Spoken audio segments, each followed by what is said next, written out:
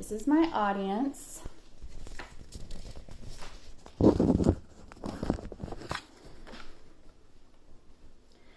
"Every man dies, not every man really lives" is perhaps the most famous quote from the movie Braveheart that came out in 1995. It is the story of a man named William Wallace, a Scotsman living in the 13th century, who lived during a time when Scotland was trying to free itself from English rule. In the beginning of the movie, we find William Wallace returning to Scotland from studies abroad. He wanted nothing to do with the struggles between Scotland and England. He wanted to be a farmer, to get married and raise a family in peace. However, this all changed when the King of England, that they called Edward Longshanks, decided that the problem with Scotland is that it's full of Scots. Because of this, he made a law called Prima Nocte, which meant that English lords would spend the night of a Scottish couple's wedding with the new bride, the first night of the wedding. And this would ensure that there were lots of English babies born into Scotland.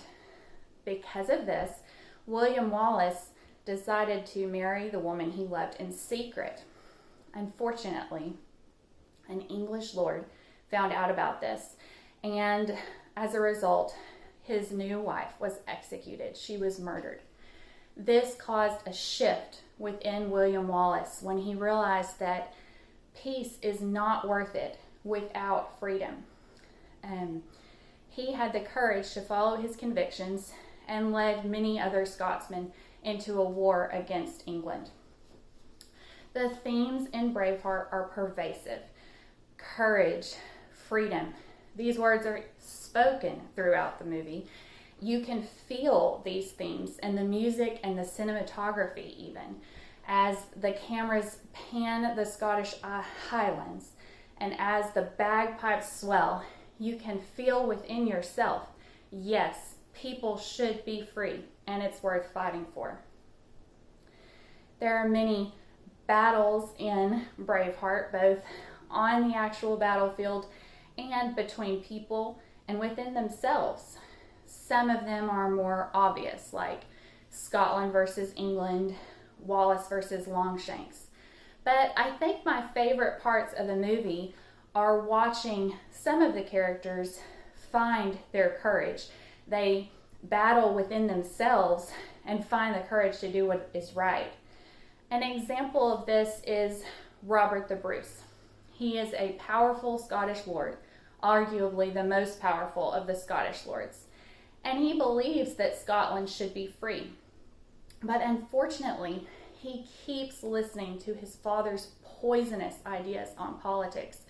And he keeps making decisions on that are against what he believes. He admires William Wallace's bravery, but can't seem to find that same bravery within himself. However, there's a turning point, and he finally finds the will to do what he thinks is right. He finds his courage, and he frees himself from his father. Even the battlefield scenes in Braveheart actually changed the way these type of battles were filmed.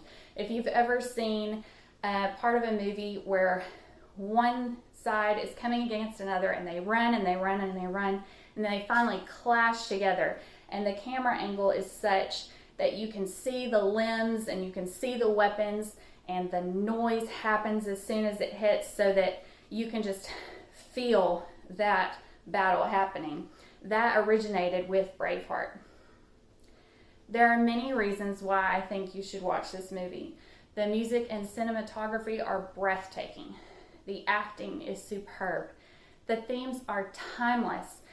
Even though the movie transports you to 13th century, you feel the truth that freedom has been and always will be something worth fighting for. I'm going to end with a quote from William Wallace. He says this before a battle where the Scottish are sorely outnumbered by the English. They are afraid, and they're asking William Wallace to come to terms of peace with the English. And he says, "I fight and you may die. Run, and you'll live, at least for a while. And dying in your beds many years from now, would you not trade every day from this to that for one chance, just one chance, to come back here and tell our enemies that they may take our lives, but they will never take our freedom? Thank you. Well said.